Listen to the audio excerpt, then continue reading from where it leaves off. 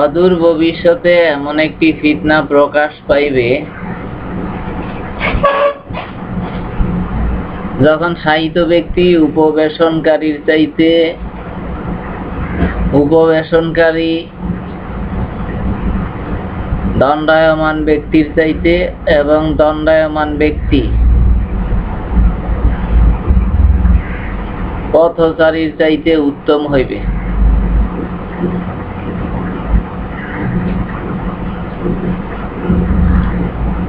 তিনি জিজ্ঞাসা করেন, ইয়া রাসূলুল্লাহ সাল্লাল্লাহু আলাইহি সাল্লাম,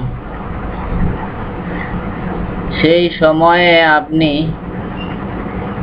আমাদেরকে কি করিবার আদেশ দেন?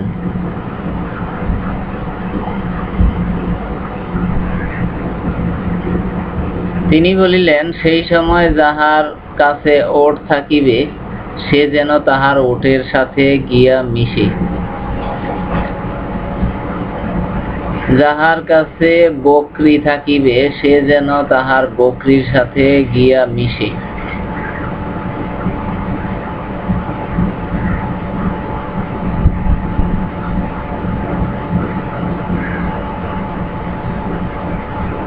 এবং যাহার কোনো জমি থাকিবে সে যেন সেদিকে মনোসংযোগ করিয়া বাঁচিয়া থাকিবার চেষ্টা করে।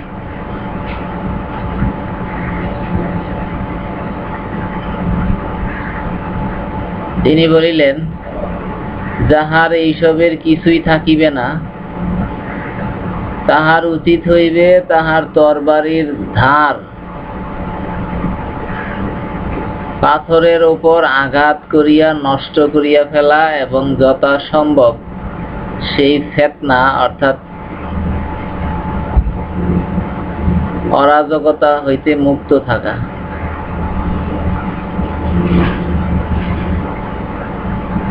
আল হাদিস, আবু দাউদ শরীফ, হাদিস নাম্বার 4209।